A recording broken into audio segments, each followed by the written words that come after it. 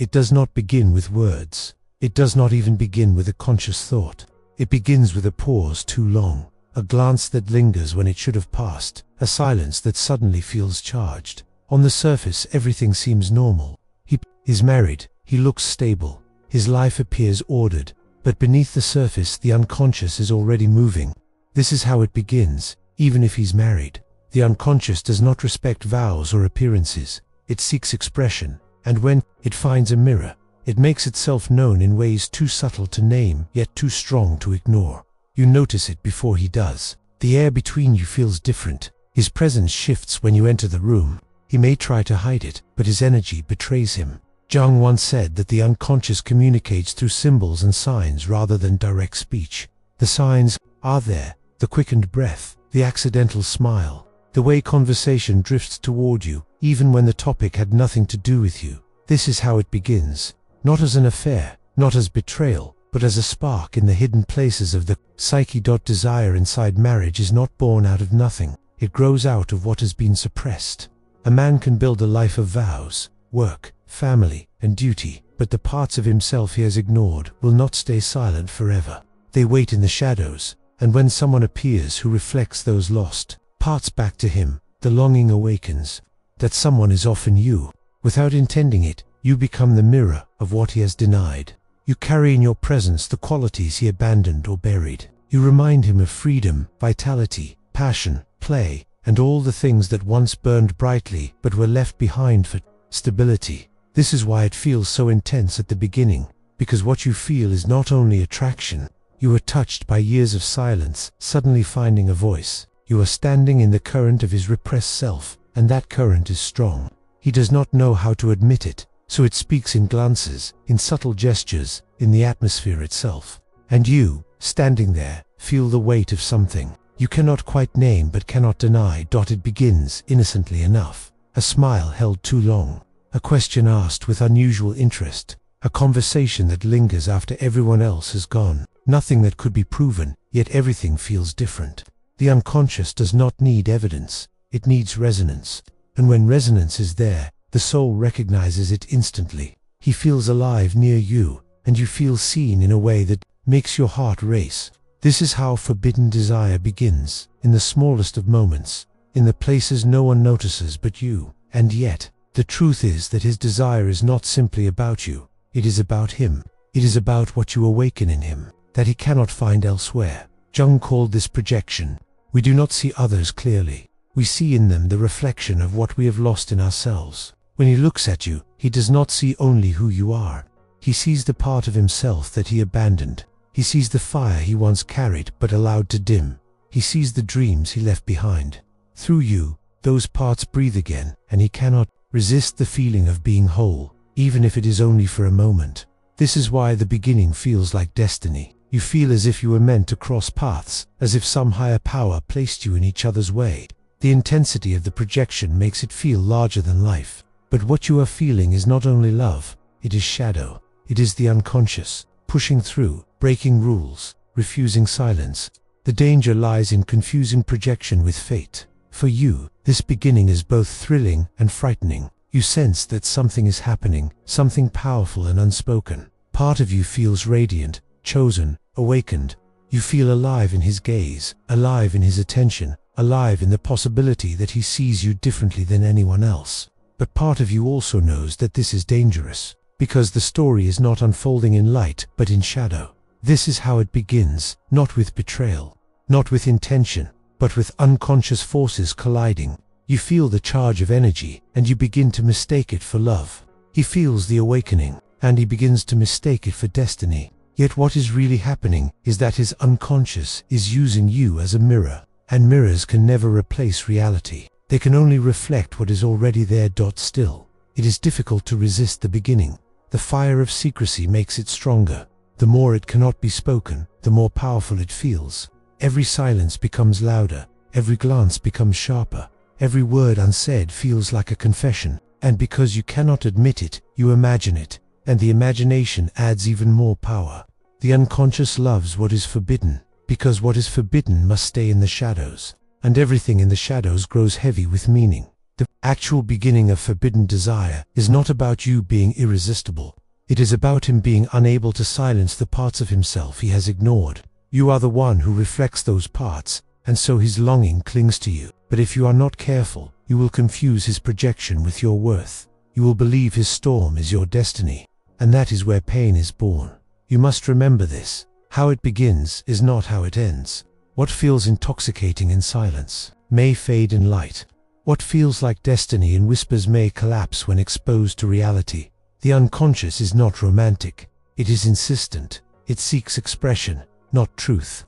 And so his desire, however powerful at the beginning, may not carry into the open. It may remain forever in shadows, and shadows cannot build a life. But there is a gift hidden in this, because what he awakens in you, the radiance, the passion, the sense of being alive that belongs to you. He may have reflected it, but it was never his to give. It has always lived within you, waiting for recognition.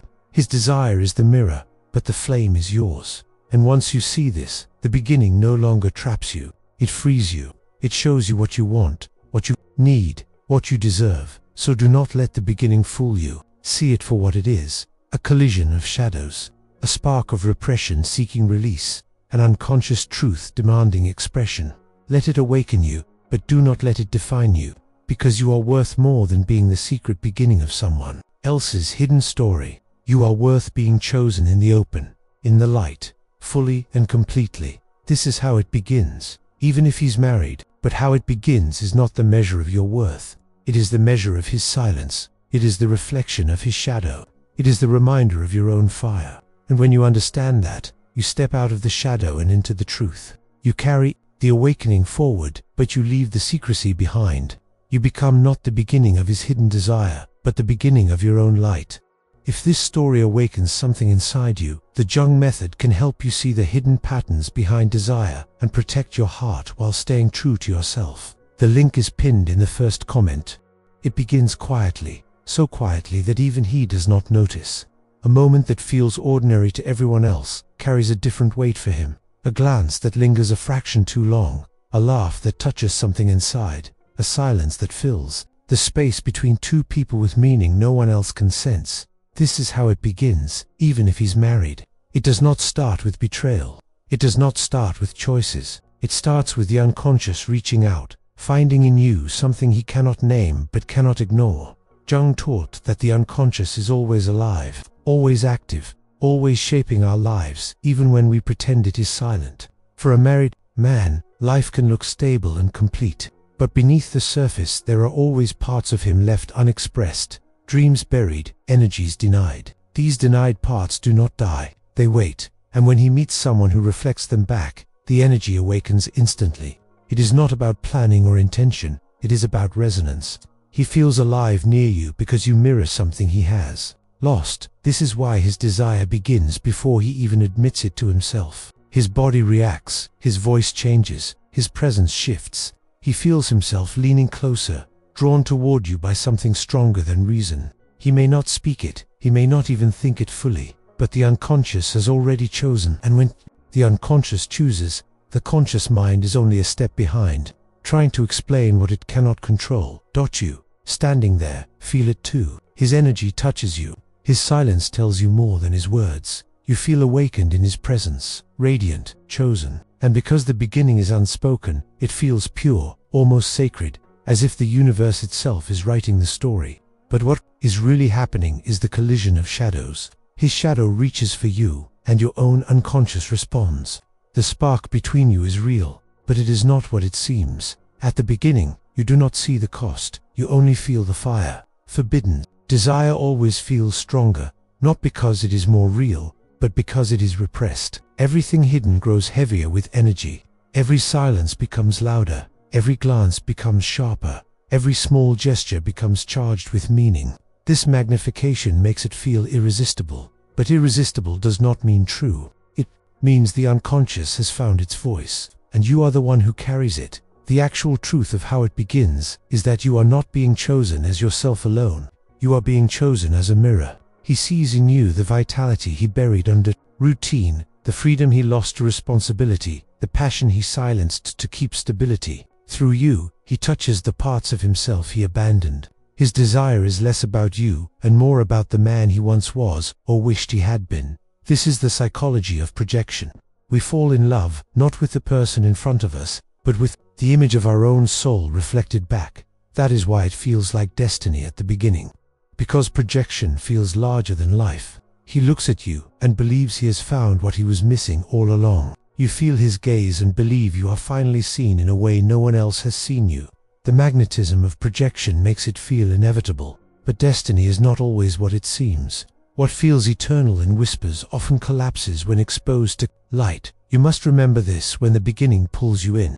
The way he desires you is powerful, but power is not the same as love. His unconscious is using you as a stage, a place to play out the hunger he cannot face within himself. And while the performance feels intoxicating, it is not a promise. It is an expression of shadow, and shadow cannot sustain love in the open. For you, this realization is painful. You want to believe his longing is about you, that his desire proves you are special, chosen, unforgettable, and in a way, it does.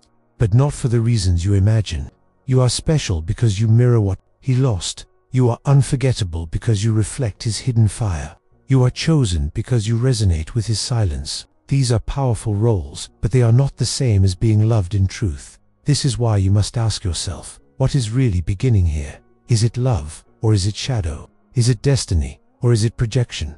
Is it my worth, or is it his hunger? These questions will save you, because if you confuse his projection for your truth, you will be trapped in a story that was never meant to be yours. Jung once said that until we make the unconscious conscious, it will direct our lives and we will call it fate. The beginning of forbidden desire is exactly this, the unconscious directing the story, while both of you mistake it for destiny. When you make it conscious, when you see it for what it is, you step out of the shadow. You realize that what he feels says more about him than about you. And in that awareness, you find freedom. The beginning is intoxicating, but it is also a warning. It shows you the power of what has been hidden, the energy of what has been denied. But it also shows you the danger of living in someone else's shadow. You cannot build a life in secrecy. You cannot sustain love that must remain hidden. You cannot find peace in being someone else's projection. And yet, there is a gift here. His desire, even if unspoken, awakens something in you.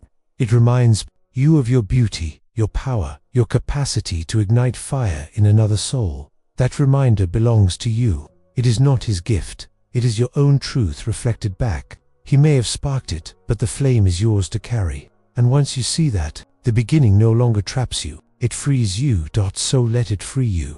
Let it remind you of what you deserve. Let it awaken your hunger for a love that is not hidden. Let it show you that you are too radiant to live in shadows, too powerful to be only a secret, too worthy to be kept in silence. How it begins may feel extraordinary, but how it continues is what matters. And if he cannot admit it, if he cannot choose it, if he cannot bring it into the light, then his beginning is not your destiny. Your destiny is not to be the symbol of someone else's unlived life. Your destiny is to live fully, to be chosen, in the open, to be loved without hesitation. His beginning may stir you, but it cannot define you. What defines you is the love you allow yourself to claim, the fire you carry without shame, the truth you walk into without fear. So when you feel it, when you sense the beginning, remember, it is not about you being incomplete without him. It is about him being incomplete without himself. Do not confuse his longing with your worth. Do not confuse his storm with your truth. You are not meant to be the beginning of his secret. You are meant to be the beginning of your own light. And when you choose that, the story shifts. His desire becomes not a trap, but an awakening. Not your prison, but your lesson. Not your fate, but your freedom. This is how it begins, even if he's married. But how it begins does not determine how it ends. You are the one who decides what comes next. You are the one who chooses whether to stay in the shadow or walk into the light. And when you walk into the light, you will see clearly what once felt like destiny was only shadow. What once felt irresistible was only projection. And what once felt like love was only the unconscious demanding to be seen. The beginning was never about him. It was always about you. About your awakening, your power, your truth. Carry that truth with you. Let it guide you. And never again forget that you are worth more than desire in the dark. You are worth love in the light.